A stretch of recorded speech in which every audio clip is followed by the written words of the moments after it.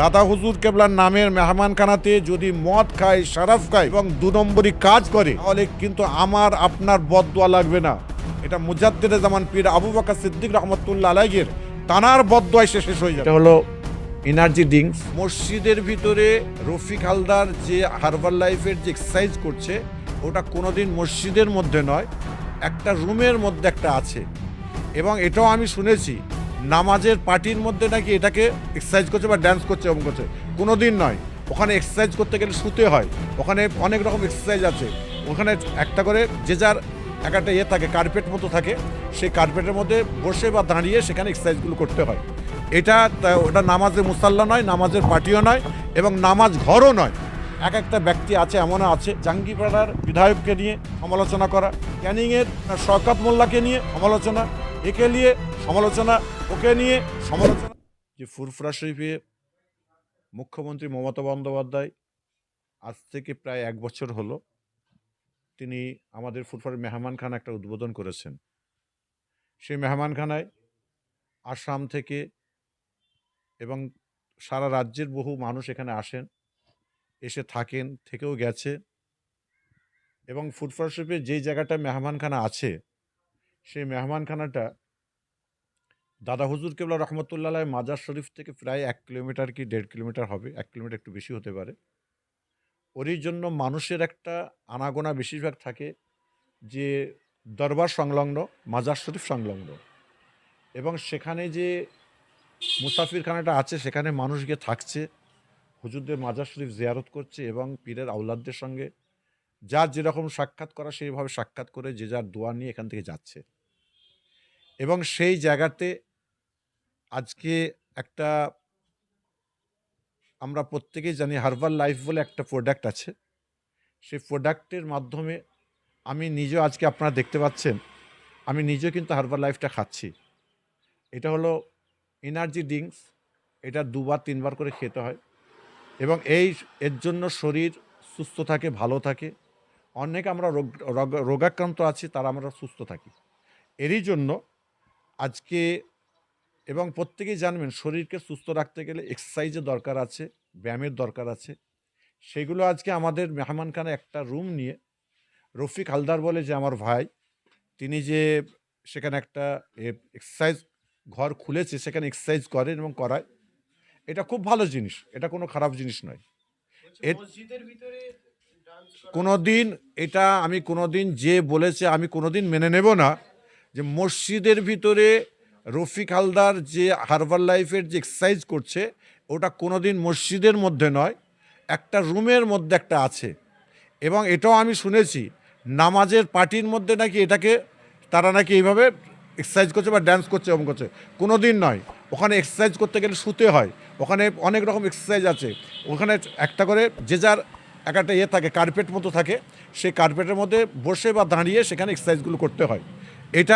ওটা নামাজের মুসাল্লা নয়, নামাজের পার্টিও নয়, এবং নামাজ ঘরও নয়। এটা মাথায় রাখবে। কিন্তু এইটাকে নিয়ে, মানে এই যে 2026 সাল এবং 2026-এ যে অবস্থা এখন ঘটছে, বা সামনে ভোট ইলেকশন, এবং মানুষ আজকে খুবই চিন্তিত হয়ে আছে এসআইআর নিয়ে। এসআইআরকে সামনে রেখে মানুষ আজকে খুবই রোগাক্রান্ত হয়ে গেছে। যারা বাইরে থাকে, বিদেশ থেকে তারা ঘরে চলে আসছে এসআইআরের চিন্তায়। মানুষ পাগল হয়ে যাচ্ছে। তারই জন্য আজকে রাজ্য সরকার আমাদের ফুরফুরা শরীফে, আমরা সর্বসময় বলে এসেছি কিছু দেয়নি, কিছু দেয়নি, কিছু করেনি। যখন দিয়েছে, যখন করছে, তার সমালোচনা করতে আমাদের কারোর বাধা নেই। আপনি সমালোচনা আমরা করতেই পারি, কিন্তু প্রত্যেকটা যে একটা নিয়ম আছে, শৃঙ্খলা আছে, সেই শৃঙ্খলা অনুযায়ী চলতে হবে আমাকে।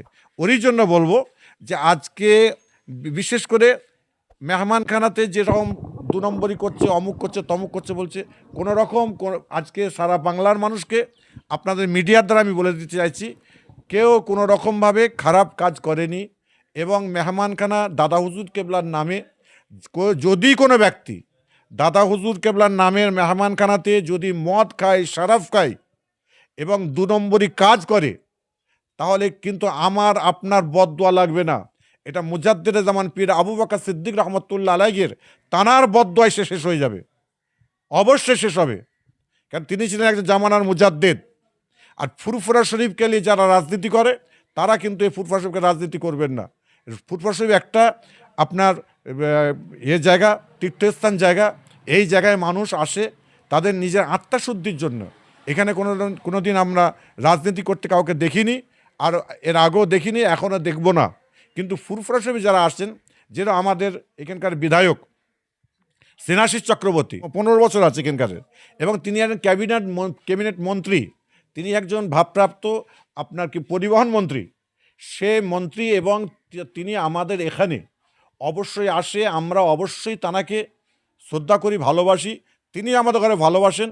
এবং ফুরফুরা পীরজাদা পীর সাহেবদের সঙ্গে রিলেশন খুব ভালো। কিন্তু সে যে কোনো দলেরই হতে পারে, যখন সে এখানকার বিধায়ক হয় তখন তার শ্রদ্ধা ভালোবাসা একটা আলাদা জায়গায়।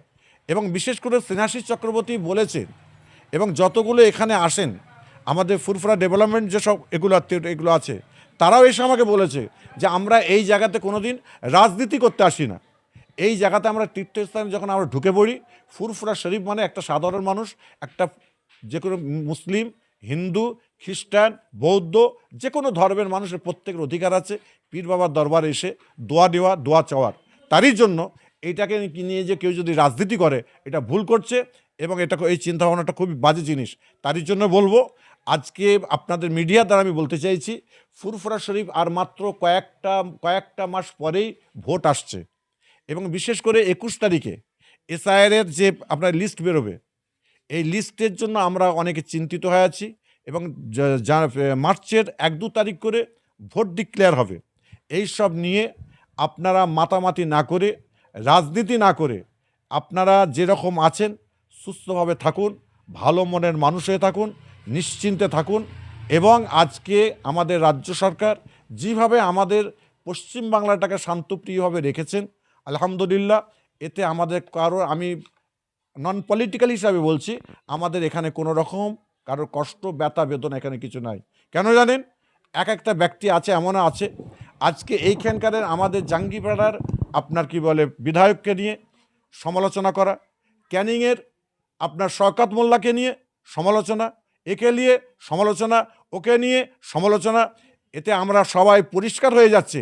আমি গতকালকে মেটিয়াপুরের যে সাতঘরাতে জলসায় গিয়েছিলাম, একজন বড় বিজনেসম্যান আমাকে স্টেজে প্রশ্ন করলো যে ফুরফুরা শরীফটা কোন জায়গায় যাচ্ছে? আপনারা কি মুজাদ্দিদে জামান পীর আবু বকর সিদ্দিকের দিকে আপনারা তাকাচ্ছেন না? আমি শুনে আমার মনটা খুব নিজে বিচলিত হয়ে গেছিলাম। এই কথাটা আমরা জীবনে কোনদিন শুনি নাই, সেই কথা আজকে কেন শুনতে হচ্ছে আমাদের? তারই জন্য আমি প্রত্যেক পীর সাহেব, পীরজাদাদের বলবো, আপনাদের মুখ, আপনাদের অধিকার থাকতে পারে, আপনাদের মনে প্রশ্ন থাকতে পারে, তাদের ঘরে ডেকে এনে অন ক্যামেরা নয়, আপনার অফ ক্যামেরাতে বসে তাদের সঙ্গে আলোচনা করুন। যদি আপনার যেটা ভালো মনে হয় সেটা ভালো বলুন, যেটা খারাপ মনে হয় খারাপ বলুন, কিন্তু মিডিয়ার বুকে হই হই করে কোনো লাভ নেই। আজকে আমাদের স্নেহাশিস চক্রবর্তী, যিনি আমাদের এমএলএ সাহেব আছেন, খুব ভালো কাজ করছেন, ভালো। এবং ফুরফুরা শরীফের এই যে 21, 22, 23 ইসাল সব আসছে, তার জন্য যে কর্মকাণ্ডগুলো দরকার, যে প্রয়োজন, যে জিনিসগুলো প্রয়োজন, তারা সেইটাকে চিন্তাভাবনা নিচ্ছেন, সেভাবে করার চেষ্টা করছেন। তারই জন্য বলবো, এই আমচা চামচা কিছু আছে যারা হই হই করছে, তাদের পিছনে আপনারা খবরদার সারা বাংলার মানুষকে বলে দেবে। এবং ইউটিউবের দ্বারা যারা, আপনারা ফেসবুকের দ্বারা যারা এই আওয়াজ পাবেন, আপনারা কিছু মনে না করে মুজাদ্দিদে জামান পীর আবু বকর সিদ্দিক রহমতুল্লাহ আলাইকে যেইভাবে ভালোবেসেছেন, সেই ভালোবাসা দেখিয়ে আমাদের চলতে হবে। এবং হিন্দু, মুসলমান, জৈন, খ্রিস্টান, বৌদ্ধ সকল ধর্মের মানুষ আমরা এখানে বসবাস করি। এখানে আমাদের যে সম্প্রীতি আছে, এই সম্প্রীতি আমরা সারা জীবন রাখবো, আছি,